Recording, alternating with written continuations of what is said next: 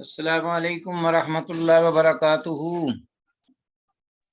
وعلیکم السلام ورحمۃ اللہ مرحبا وبرکاتہ۔ مرحبا بعودتکم ایھا الطلاب الکرام الی درس الحدیث من جدید، وحیاکم اللہ واکرمکم اللہ وزادکم اللہ علما وعملا، بارک اللہ فی علمکم وفی عملکم وفی عمرکم وفی کل شیء ما عندکم من اللہ سبحانہ وتعالی، داعین اللہ جل شانہ ان یبارک لنا فی هذه العلوم ویسهل علینا هذه الدروس والعلوم۔ رب زدنی علما، رب اشرح لی صدری ویسر لی امری واحلل عقدۃ من لسانی یفقہوا قولی۔ عزیز طلبہ، اللہ کے فضل و کرم سے حدیث مشکات المصابیح کے سلسلے میں یہ 14واں سبق آپ کے سامنے ہے، ایپیسوڈ نمبر 14، اور اس میں جو آج کے زیر مطالعہ حدیث ہیں وہ بھی بحمد اللہ آپ کے سامنے 1411 سے 1421 یہ حدیث انشاءاللہ مطالعہ کریں گے۔ حسب معمول ترجمے پر فوکس ہوگا، اور جو الفاظ کچھ ہوں گے قابل وضاحت ان کی وضاحت ہوگی، اور اسی طرح احادیث کی اسنادی حیثیت کی طرف بھی اشارہ ہوگا۔ ما توفیقنا الا باللہ۔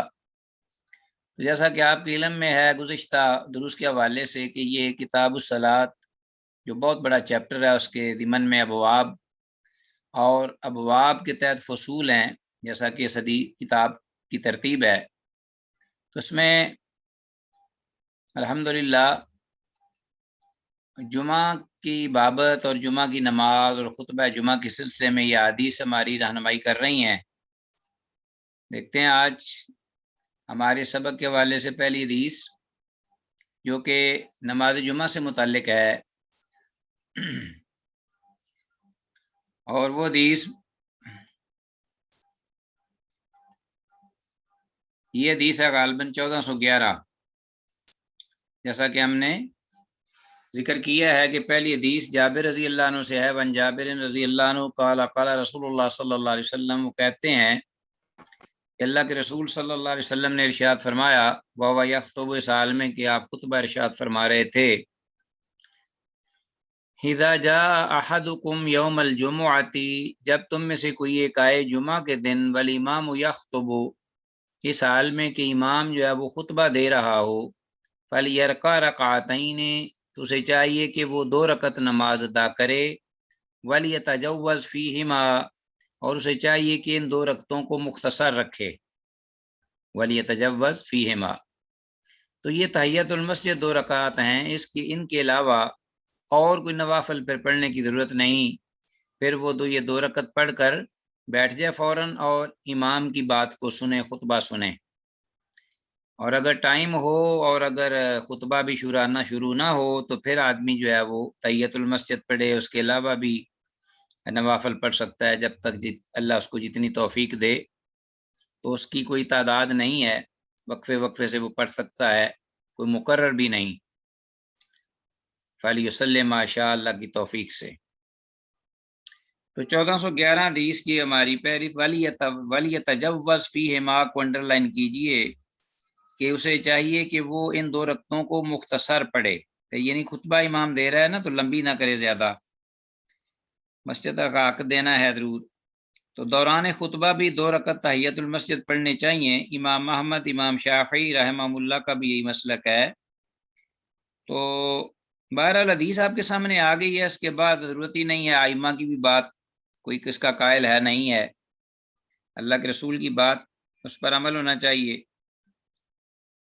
1412 حدیث عن ابی ہریرہ رضی اللہ عنہ قال قال رسول اللہ صلی اللہ علیہ وسلم، کہ اللہ کے رسول صلی اللہ علیہ وسلم نے ارشاد فرمایا، من ندرک رکعتا من الصلاۃ، جس شخص نے 1 رکعت پالی نماز جمعہ سے، من الصلاۃ مال امام کے ساتھ، فقد ادرک الصلاۃ، تو گویا کہ اس نے نماز جمعہ پالی۔ جمعہ کا ذکر تو نہیں، لیکن چونکہ محدثین نے سے باب جمعہ کی نماز کے ضمن میں ذکر کیا ہے، تو اس سے مراد جمعہ کی نماز بھی ہے، اور ویسے دیگر نمازیں بھی اسی طرح ہی حکم رکھتی ہیں کہ گویا کہ اس نے نماز پالی، لیکن یہاں ذکر اس لیے کیا کہ وہ بقیہ 2 رکعت نماز جو ہے وہ پوری کرے، اور اگر ایک بھی رکعت نہ پا سکے جیسا کہ آگے آئے گا تو پھر یہ ہے کہ اس کو چاہیے کہ وہ ظہر کی نماز ادا کرے. ٹھیک ہو گیا جی.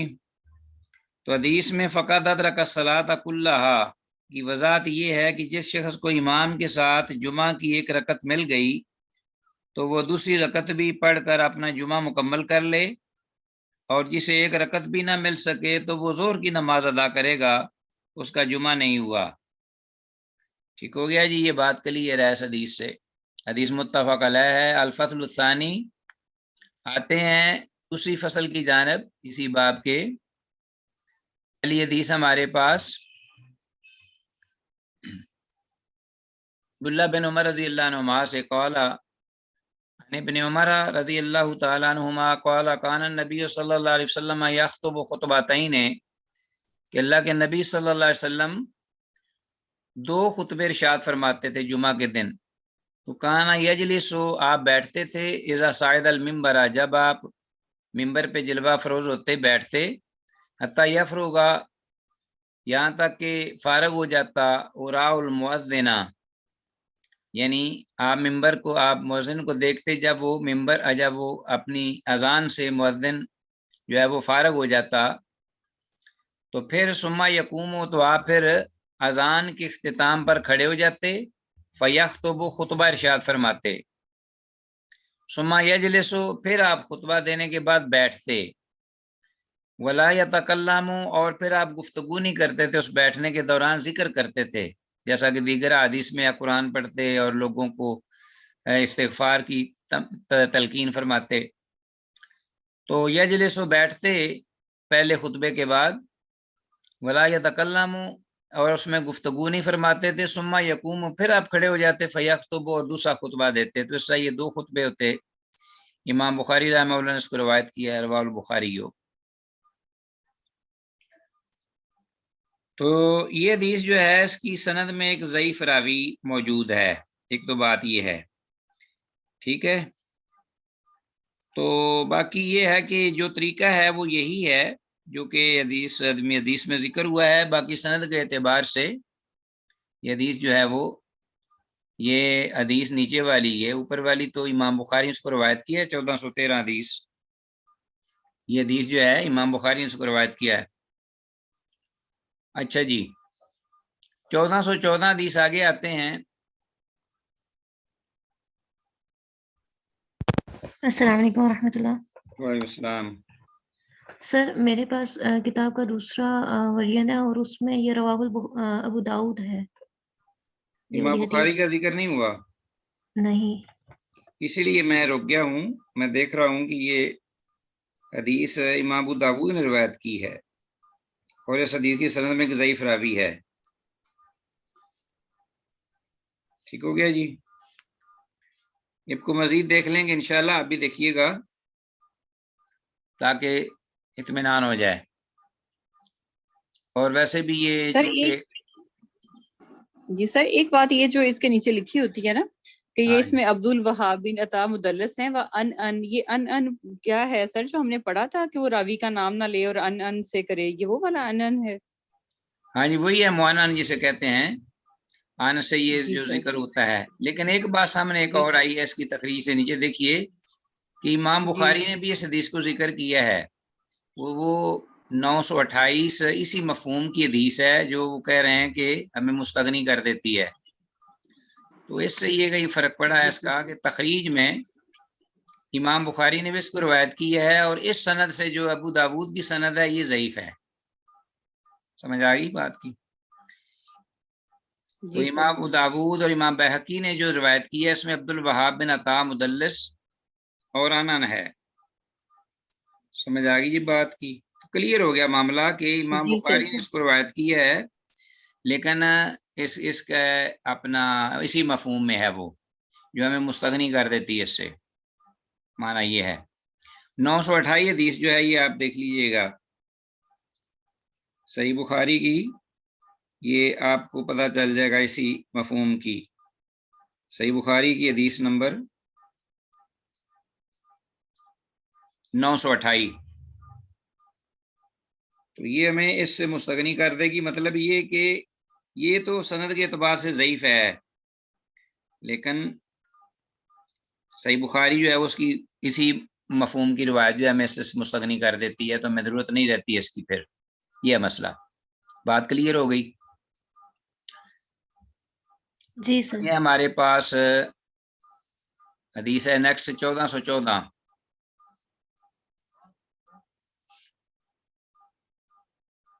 اچھا جی، عبداللہ بن مسعود رضی اللہ عنہ سے یہ روایت ہے، قال کان النبی صلی اللہ علیہ وسلم، وہ کہتے ہیں کہ اللہ کے نبی صلی اللہ علیہ وسلم نے کان النبی، آپ کی یعنی ماضی استمراری ہے کہ آپ تھے، اذا استوى، جب آپ برابر ہوتے، جلوہ فروز ہوتے، المنبر، ممبر پر، استقبلناہ بوجوہنا، تو ہم آپ کی جانب اپنے چہروں کے ساتھ متوجہ ہو جایا کرتے۔ عبداللہ بن مسعود رضی اللہ عنہ فرماتے ہیں، رواہ ترمذی، امام ترمذی نے روایت کیا، وقال ھذا حدیث لا نعرفہ، یہ وہ حدیث ہے کہ جس کو ہم نہیں جانتے سوائے الا من حدیث محمد بن الفضل، سوائے محمد بن فضل کی حدیث کے واسطے سے۔ تو واہ ضعیف، اور یہ صاحب جو ہیں یہ ضعیف ہیں، ایک تو محمد بن فضل ذاہب الحدیث، اور حدیث میں یہ اپنا ان کا حافظہ بھی حدیث کے بارے میں جو ہے کمزور تھا، تو ذاہب الحدیث بھی تھے اور ضعیف بھی تھے۔ تو گویا کہ یہ 1414 حدیث جو ہے یہ آگے جو ہمارے پاس آئی ہے، یہ محمد بن الفضل جو ہے اس کی راوی کی وجہ سے یہ متروک اور یہ مجرور راوی بھی ہے، ٹھیک ہو گیا جی۔ لیکن چونکہ اس کے شواہد ہیں اس حدیث کے اسی کے مفہوم میں، تو شواہد کے اعتبار سے یہ حدیث جو ہے یہ صحیح ہے، شواہد ہیں، اور یہ بھی مفہوم کے اعتبار سے بھی ظاہر ہے کہ جب خطیب سامنے ممبر میں آ جائے تو اس وقت جو لوگ بیٹھے ہوتے ہیں سامعین حاضرین، انہیں چاہیے کہ وہ فوراً وہ متوجہ ہوں امام کی طرف، تاکہ سن سکیں ہماتن گوش ہو کر جو وہ کہتا ہے۔ تو اس کے مفہوم کے معاملے میں کوئی مسئلہ نہیں، لیکن سند میں جیسا کہ امام ترمذی نے روایت میں ذکر کر دیا ہے، محمد بن الفضل جو ہے یہ ضعیف ہے، محدثین کے ہاں متروک بھی ہے، یہ محمد بن فضل بن عطیہ ہے، اور متروک بھی اور مجرور راوی بھی ہے، واللہ عالم۔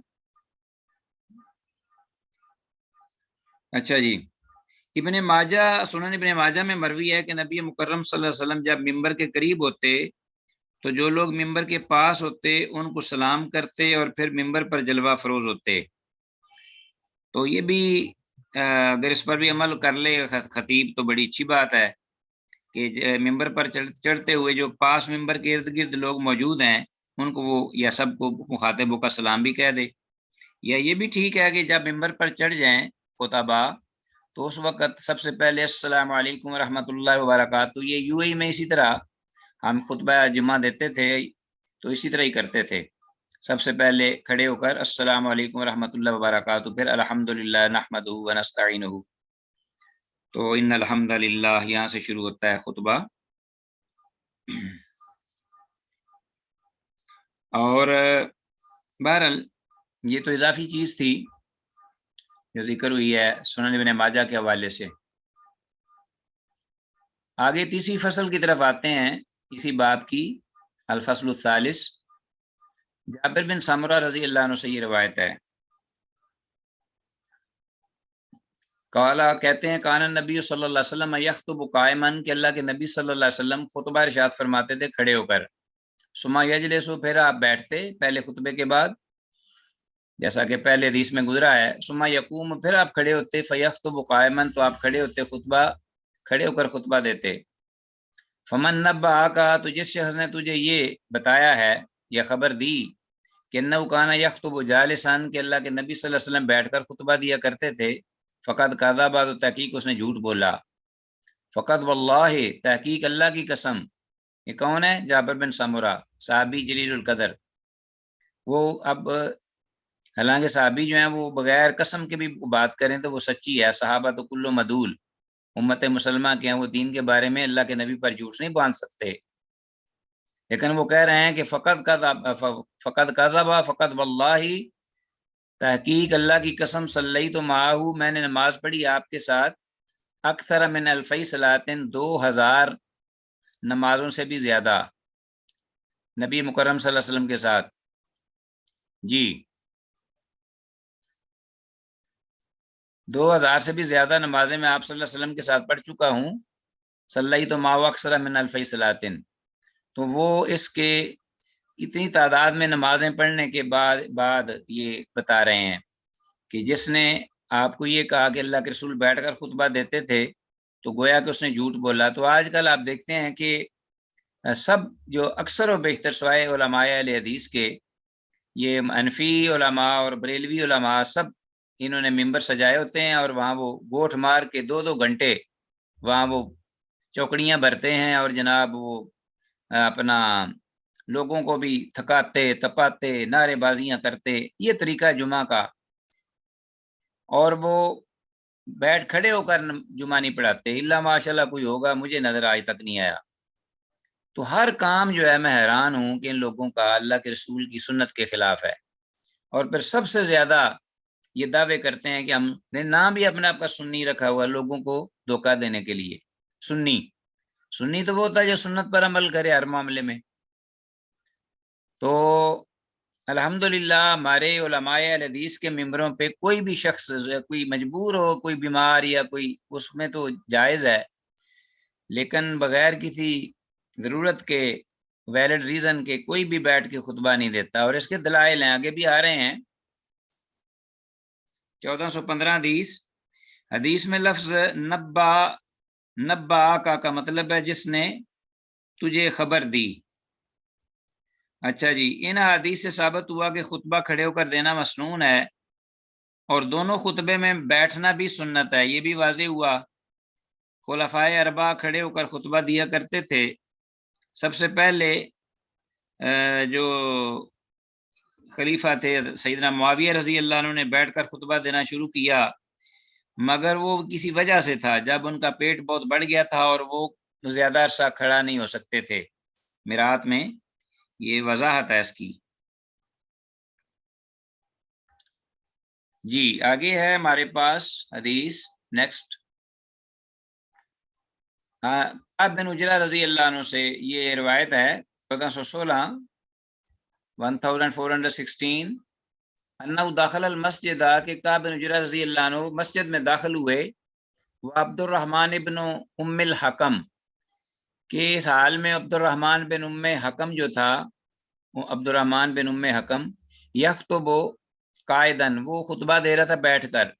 فقال انظروا, تو کعب بن عجرہ رضی اللہ عنہ نے کہا دیکھو الی ھذا الخبیث, اس خبیث بدتینت انسان کی جانب, یخطب قائدن, جو بیٹھ کے خطبہ دے رہا ہے.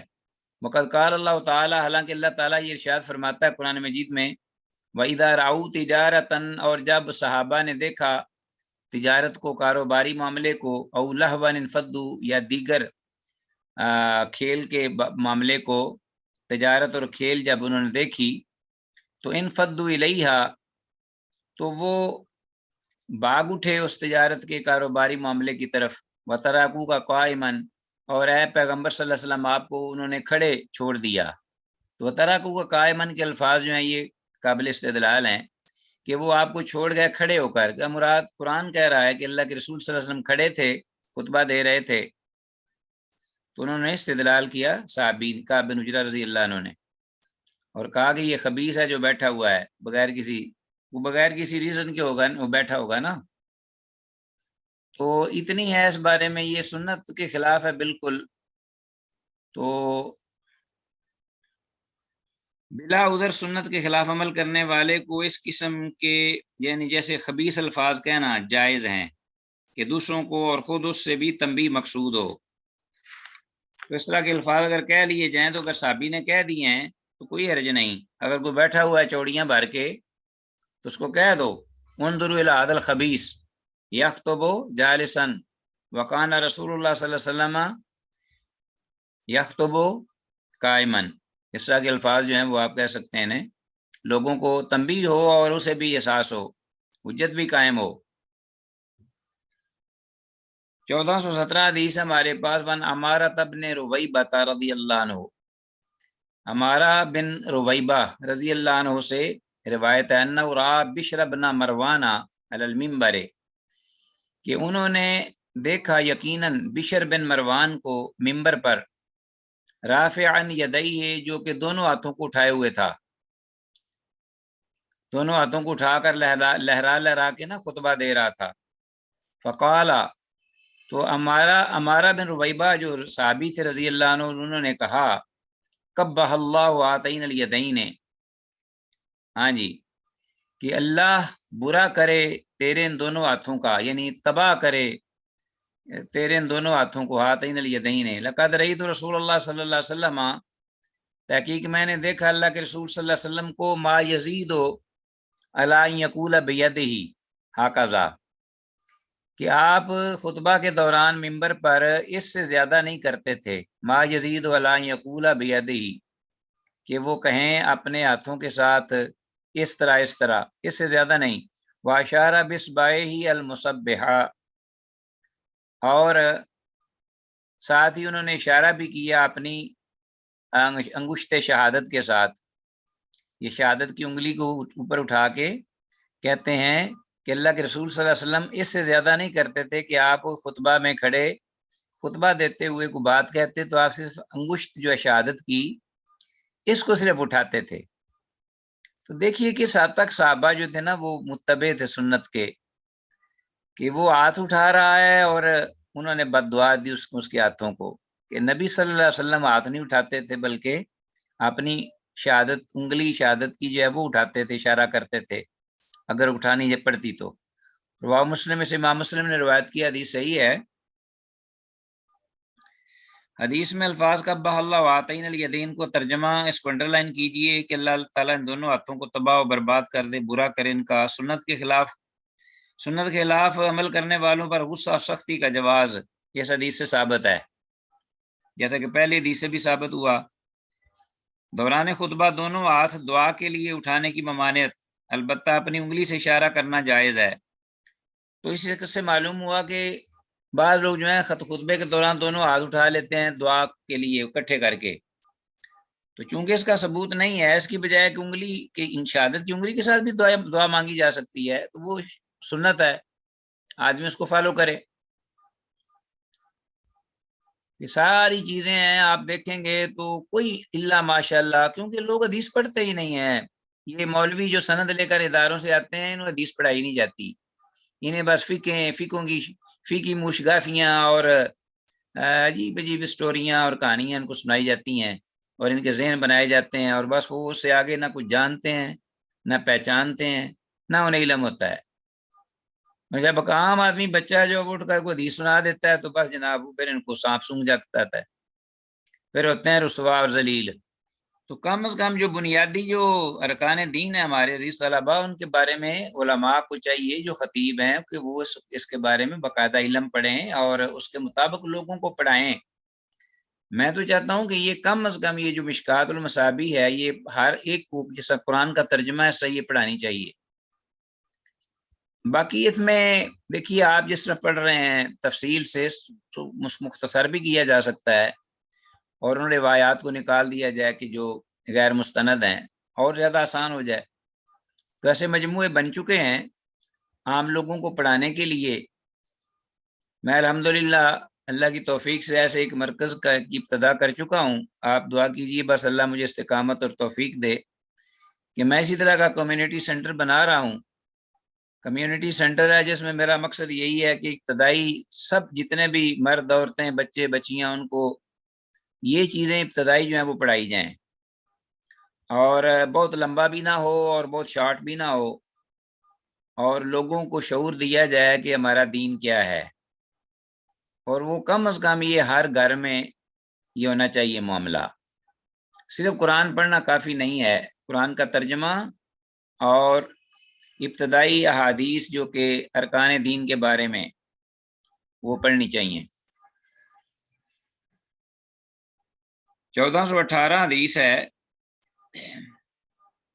جابر رضی اللہ عنہ سے، قال لما کہتے ہیں لما استوى رسول اللہ صلی اللہ علیہ وسلم یوم الجمعہ علی المنبر، جب اللہ کے رسول صلی اللہ علیہ وسلم کھڑے ہو جاتے جمعہ کے دن ممبر پر جلوہ افروز ہوتے، تو قال فرماتے جلسو بیٹھ جاؤ، آپ نے فرمایا جلسو بیٹھ جاؤ، فسامع ذلك ابن مسعود، تو عبداللہ بن مسعود رضی اللہ عنہ نے یہ الفاظ سنے آپ کے، فجلس علی باب المسجد، تو اس وقت مسجد کے دروازے پر تھے، وہ وہیں بیٹھ گئے۔ فراہ رسول اللہ صلی اللہ علیہ وسلم فقال، تو اب اللہ کے رسول صلی اللہ علیہ وسلم نے انہیں دیکھا کہ وہ پیچھے ہی بیٹھ گئے ہیں باہر ہی، تو فقالا، تو آپ نے فرمایا تعال یا عبداللہ بن مسعود، کہ عبداللہ بن مسعود آ جاؤ، آگے آ جاؤ، وہاں نہ بیٹھے رہو۔ رواہ ابو داود، سے امام ابو داود نے روایت کیا ہے۔ تو دیکھیے عزیز طلبہ، یہ تھی صحابہ کی اتباع و سنت کا عالم، اور اتنا آپ صلی اللہ علیہ وسلم کی آواز پر اس طرح وہ فریفتہ تھے، اور اس طرح وہ متبع تھے آپ کے حکم پر، کہ آواز آئی ہے بیٹھ گئے فوراً۔ حالانکہ آپ نے ان کو کہا تھا جو آپ کے سامنے خطبہ سننے کے لیے تھے کہ بیٹھو۔ تو بہرحال 1418 حدیث ہے، یہ حدیث امام ابو داود نے اس کو روایت کی ہے۔ اس کی سند میں اگرچہ تدلیس کا شائبہ موجود ہے، مگر بعض ائمہ حدیث نے اسے حسن درجہ کی حدیث قرار دیا ہے۔ صحابہ اکرام رضی اللہ عنہم کی سنت کی پیروی اطاعت کی ایک جھلک اس میں نمایاں ہے۔ آپ کی پیروی کس حد تک تھی، آپ کو عزیز تھی صحابہ کو۔ اور یہ بھی اس میں اس سے واضح ہوتا ہے کہ خطیب کے لیے جائز ہے کہ وہ خطبہ سے ہٹ کر وہ کوئی بات سامعین سے کہہ دے، اور اسے پوچھ لے، سوال کرے اور وہ جواب دیں، ان سے کوئی بات کر لے کسی اور کو۔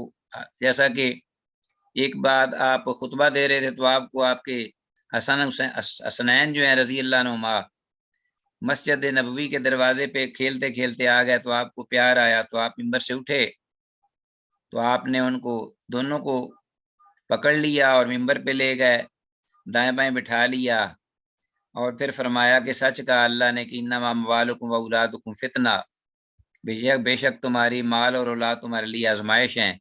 میں نے بچوں کو دیکھا اور میں حالانکہ عبادت میں تھا، تو مجھ سے نہ رہا گیا اور میں ان کو لے آیا یہاں۔ تو اس حد تک خطیب کو یہ اجازت ہے۔ باقی جو سننے والے ہیں ان کو جیسا کہ ہم نے پہلے پڑھا ہے کہ وہ کسی کو یہ بھی نہ کہیں کہ خاموش ہو جا، اتنا سناٹا ہونا چاہیے اور امتن گوش ہو کے وہ بیٹھے ہیں ادب اور احترام سے۔ 1419 حدیث ہے ہماری آگے آخر میں۔ ابو ہریرہ رضی اللہ عنہ سے روایت ہے، قال قال رسول اللہ صلی اللہ علیہ وسلم، وہ کہتے ہیں کہ اللہ کے رسول صلی اللہ علیہ وسلم نے ارشاد فرمایا، من ادرک من الجمعۃ، جس شخص نے جمعہ پا لیا، من الجمعۃ رکعت، جمعہ سے جس نے پا لی جمعہ سے رکعت، ایک رکعت، فلیصلی الیہ اخری، تو اسے چاہیے کہ وہ اس کی جانب دوسری رکعت بھی ملا لے۔ ایک رکعت کم از کم اس نے امام کے ساتھ پا لی ہے اور وہ مل گیا ہے جماعت کو، تو اس کے ساتھ دوسری بھی اٹھ کر پڑھ لے، اس کا جمعہ ہو گیا۔ ومن فاتت الرکعتان فلیصلی اربعا او قال الظہر، جی تو جس شخص کو ومن فاتت الرکعتان، تو وہ شخص جس کی دونوں رکعتیں فوت ہو جائیں، مس ہو جائیں، فلیصلی اربعا، تو اسے چاہیے کہ وہ 4 رکعتیں پڑھے، او قال الظہر، یا آپ نے فرمایا کہ وہ ظہر پڑھے، اس کو جمعے کی نماز ختم ہو جائے گی اس کی۔ رواہ دارقطنی، سے امام دارقطنی نے روایت کیا ہے۔ 1419 حدیث ہے، حدیث کی سند میں راوی یاسین بن معاذ، یاسین بن معاذ حدیث کی سند میں ہے، یہ ضعیف ہے، لیکن بہرحال چونکہ اسی کے مطابق عمل ہے، حدیث میں ایک رکعت سے مراد حقیقی رکعت مراد ہے، یعنی قیام، رکوع اور سجود۔ یہ قیام، رکوع اور سجدہ، یہ پوری رکعت وہ پائے گا۔ تو بعض لوگ یہ نہ کہیں کہ آخری اتحیات پا لے، اس تشہد پا لے اور پھر 2 رکعتیں اٹھ کے پڑھ لے، ایسی بات نہیں ہے۔ جمعہ کے لیے یہ خاص ہدایت ہے، پوری رکعت ہو، قیام بھی اس میں، رکوع بھی ہو، سجدہ بھی ہو، تو پھر وہ پائے پوری رکعت۔ نیز یہ حدیث بہت سے طرق مروی ہیں اس حدیث کے، جو سب کے سب ضعیف ہیں۔ یہ بھی ذہن میں سوچ لیجیے، اس کے اور بھی طرق ہیں اس حدیث کے بہت سے، لیکن سارے ضعیف ہیں۔ ائمہ کا کیا اس بارے میں موقف ہے؟ بہرحال اس حدیث چونکہ ضعیف ہے، اس کے مطابق عمل ہے یا کیا، وہ اس بارے میں انشاءاللہ آگے آپ تفصیل بھی پڑھیں گے۔ سر ذہن میں یہی رکھیے کہ ایک رکعت جو ہے وہ پوری پڑھے گا تو دوسری رکعت ساتھ ملائے، ورنہ 4 رکعتیں پڑھ لے۔ لیجیے عزیز طلبہ، ماشاءاللہ آ گیا ایک اور باب بڑا اہم، صلاۃ الخوف، نماز خوف کی نماز۔ تو جیسا کہ آپ کے علم میں ہے کہ خوف انسان پر مختلف انداز سے اثر انداز ہوتا ہے اس دنیا میں، مختلف خوف کے طریقے ہوتے ہیں۔ ایک خوف یہ بھی ہے نماز پڑھ رہا ہے اور آگے سانپ آ گیا ایک دم بہت بڑا، تو اس کو تو مارنے کا بھی حکم ہے کہ اس نماز کے اندر اس کو مار دو، اپنے آپ کو بھی بچاؤ اور دوسروں کو بھی بچاؤ، اس سے چھوڑو نہیں اس کو۔ بچھو وغیرہ اگر آ جائے، کوئی اس پر قیاس کرتے ہوئے کوئی بھی موذی چیز آ جائے اس کو مار سکتے ہیں۔ آپ کے چہرے پہ کوئی ایسا بیٹھ گیا ہے ڈیمو وغیرہ جسے کہتے ہیں ہم، بڑا خوفناک ہوتا ہے وہ، اس کو مار سکتے ہیں نماز میں۔ ایک خوف یہ ہے کہ دشمن آپ کے پیچھے لگا ہوا ہے اور آپ آگے آگے بھاگ رہے ہیں، نماز کا ٹائم ہو گیا ہے۔ ایک یہ خوف نماز کا کے بارے میں کہ نماز آ گئی ہے اور خندق کھودی جا رہی ہے، رحمت للعالمین، دشمن سامنے ہے، اللہ اکبر، دشمن سامنے ہے، حملہ کرنے کے لیے تیار ہے، ادھر بھی فوجیں ہیں اور نماز کا ٹائم ہو گیا ہے۔ ایک یہ ہے کہ دشمن پیچھے بھاگ رہا ہے، ایسی صورت میں تو آدمی پیدل چل رہا ہو، بھاگ رہا ہو، جانور پر ہو، سواری پر ہو، تو نماز کا ٹائم جس طرح بھی منہ آئے وہ نماز شروع کر دے اور اپنا کام بھی کرتا چلا جائے۔ یہ حکم ہے، نماز چھوڑنے کا حکم نہیں ہے، الا یہ کہ وہ سارے راستے مسدود ہو جائیں جس میں وہ نماز نہ پڑھ سکتا ہو، معمولی ٹائم کے لیے بھی، وگرنہ وہ اس کے لیے یہ جائز نہیں کہ وہ نماز کو چھوڑے۔ شریعت نے اگر چھوڑنا ہوتا تو یہ نماز خوف نہ اتارتے، اللہ جل شانہ قرآن مجید میں باقاعدہ صلاۃ الخوف کا وہ حکم اتارا ہے۔ تو صحابہ کرام چونکہ جہاد میں ہوتے تھے، اللہ کے رسول صلی اللہ علیہ وسلم بھی، تو مختلف طریقے ثابت ہیں، حدیث میں آگے پڑھیں گے آپ، فقہ الحدیث میں بھی، لیکن سر دست یہاں کچھ طریقے بیان ہوئے حدیث میں، ان کا صرف ترجمہ آپ ذہن میں رکھ لیجئے۔ باب صلاۃ الخوف، نماز خوف کا بیان، الفصل الاول، پہلی فصل۔ عن سالم بن عبداللہ بن عمر عن ابیہ، سالم بن عبداللہ بن عمر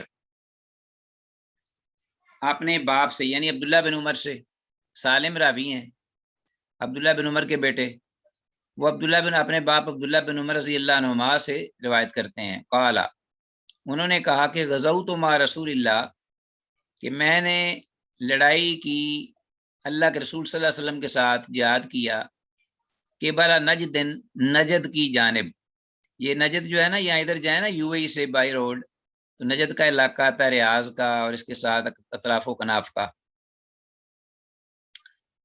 فوازینا لدوا، تو ہم نے سامنا کیا دشمن کا، یعنی دشمن ہمارے سامنے، ہم دشمن کے سامنے۔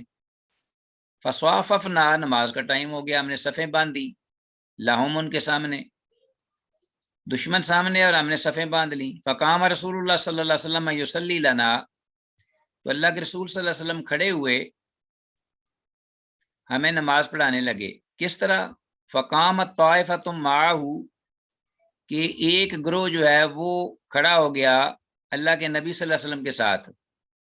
اب ذہن میں رکھیے گا یہ طریقہ، فقامت طائفۃ معہ واقبلت طائفۃ علی العدو، اور ایک گروہ جو ہے فوج کا وہ متوجہ ہو گیا دشمن کے سامنے۔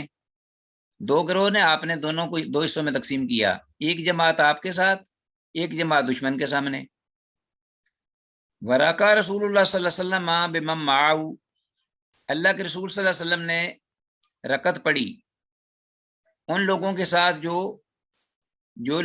گروہ آپ کے ساتھ تھا، پھر رکوع کیا، پھر وسجدہ، سجدہ کیا، سجدہ تین، دو سجدے، ثم انصرفوا، پھر وہ لوگ پیچھے لوٹ گئے، مکان طائفہ، اس گروہ کی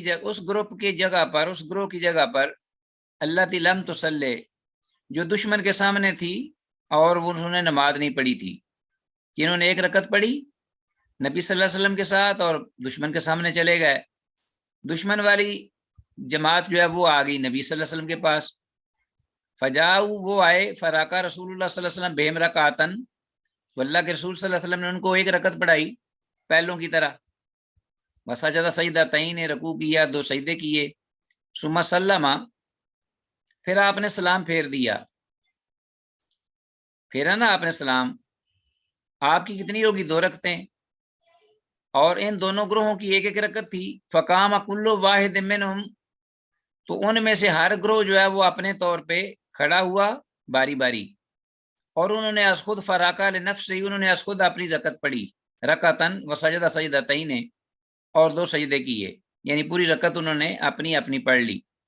ایک رکعت نبی صلی اللہ علیہ وسلم کے ساتھ پڑھتے تھے اور ایک رکعت اپنی پڑھتے تھے، دونوں میں سے اللہ کے نبی کی بھی 2 ہو گئیں اور ان کی بھی 2 ہو گئیں۔ وروا نافع نحوہ، امام نافع نے بھی، جو عبداللہ بن عمر رحمہ اللہ کے شاگرد ہیں، انہوں نے بھی اسی طرح روایت کی ہے۔ وزاد، لیکن انہوں نے کچھ الفاظ زیادہ بھی کیے امام نافع نے، کہ فَإِنْ كَانَ خَوْفٌ هُوَ أَشَدُّ مِنْ ذَلِكَ صَلَّوْا رِجَالًا، کہ اگر خوف اس سے بھی زیادہ ہوتا کہیں کہ دشمن جو ہے وہ باغم بھاگ ہے، ہر چیز مڈ بھیڑ ہو رہی ہے، نماز کا ٹائم ہو گیا، تو پھر وہ کہتے ہیں کہ صلو، وہ نماز پڑھی انہوں نے، رجالن، وہ پڑھیں گے کیا؟ رجالن، پیدل چلتے ہوئے، قیامن، کھڑے ہوتے ہوئے، الاقدام، یعنی بھاگتے ہوئے، چلتے ہوئے، کھڑے ہوتے ہوئے، جیسے بھی ممکن ہوگا دشمن کے ساتھ بھاگم بھاگ جب معاملہ ہو تو جس طرح آئے منہ اس طرح، اور رکبانن، یا سوار ہو کر، مستقبلی القبلہ تھے، قبلہ کی طرف منہ کرتے ہوئے، او غیر مستقبلی، یا اس کے علاوہ کسی اور منہ کی طرف رخ کر کے، رخ کی طرف جانب کر کے، منہ کر کے نماز پڑھی جائے گی۔ قال نافع، امام نافع رحمہ اللہ یہ بھی کہتے ہیں، لا ارا ابن عمر ذکر ذالک، کہ میں عبداللہ بن عمر، جو میرے استاد تھے عبداللہ بن عمر رضی اللہ عنہ، ان کے بارے میں یہی رائے رکھتا ہوں کہ انہوں نے یہ بات کی اللہ کے رسول صلی اللہ علیہ وسلم سے، یعنی انہوں نے اللہ کے رسول صلی اللہ علیہ وسلم سے یہ سنا اور سمجھا، اور پھر انہوں نے یہ بات کہی کہ اگر وہ اس سے زیادہ خوف ہو تو وہ نماز پڑھیں گے، جیسا بھی ممکن ہوگا، بیٹھے، چلتے، بھاگتے، جس طرح منہ آئے۔ تو یہ بھی انہوں نے رسول اللہ صلی اللہ علیہ وسلم سے بات سنی۔ جی عزیز طلبہ، ہم آتے ہیں جو حدیث صلاۃ الخوف ہمارے نئے باب میں آئی ہے، اس جو ہم نے پڑھی ہے ابھی 1420، تو اس حدیث کے مطابق میں یہ بتا رہا تھا کہ اس کے فوائد میں دشمن کا خوف اور جنگ بھی ایک قسم کا بڑا عذر ہے، ویلڈ ریزن ہے۔ اس سے ترک نماز کی اجازت دینا یا نماز کو مؤخر کرنا، لیٹ کرنا، چھوڑ دینا، اللہ جل شانہ سے بے رخی اور غفلت کا سبب تھا۔ تو شارع حکیم نے نماز ترک کرنے کی اجازت نہیں دی، البتہ اس میں تبدیلی کر کے عمل آسان فرما دیا کہ جیسے ممکن ہو نماز پڑھ لو، نماز نہیں چھوڑنی، اور اس کی ادائیگی کی کئی ایک صورتیں بیان کر دیں۔ آگے آتے ہیں، یہ حدیث ہمارے پاس ہے 1421، ون یزید ابن رومانہ، یہ مختلف صورتیں صلاۃ خوف کی ہیں، آپ ذہن میں رکھتے جائیے گا۔ ایک تو ہم نے پڑھ لیا ہے، اب یہ دوسرا طریقہ ہے، یزید بن رومان عن صالح بن خوات، یزید بن رومان رحمہ اللہ صالح بن خوات سے روایت کرتے ہیں، اور صالح بن خوات امن صلی مع رسول اللہ، اس صحابی سے روایت کرتے ہیں، امن صلی، جس نے نماز پڑھی اللہ کے رسول صلی اللہ علیہ وسلم کے ساتھ، یوم ذات الرقاع، ذات رقاع کے دن، یہ ایک غزوہ ذات رقاع ہے، سیرت کی کتابوں میں، اسلامی تاریخ کی کتابوں میں بڑا معروف، یوم ذات الرقاع، صلاۃ الخوف، خوف کی نماز پڑھی انہوں نے اللہ کے رسول صلی اللہ علیہ وسلم کے ساتھ غزوہ ذات رقاع کے دن، خوف، نماز خوف پڑھی، صلاۃ خوف پڑھی۔ کس طرح؟ ان طائفۃ صفت معہ، کہ ایک گروہ نے صف باندھی اللہ کے رسول صلی اللہ علیہ وسلم کے ساتھ، صف بنائی، وطائفۃ وجاہ العدو، اور ایک گروہ جو تھا وہ دشمن کے سامنے رہا، دشمن کے مد مقابل ایک گروہ، فصلی باللتی معہ رکعتن، تو آپ صلی اللہ علیہ وسلم نے اس گروہ کو جو آپ کے ساتھ تھا ان کو ایک رکعت پڑھائی، ثم ثبت قائما، پھر آپ کھڑے رہے وہیں رکعت پڑھا کر وہیں کھڑے رہے.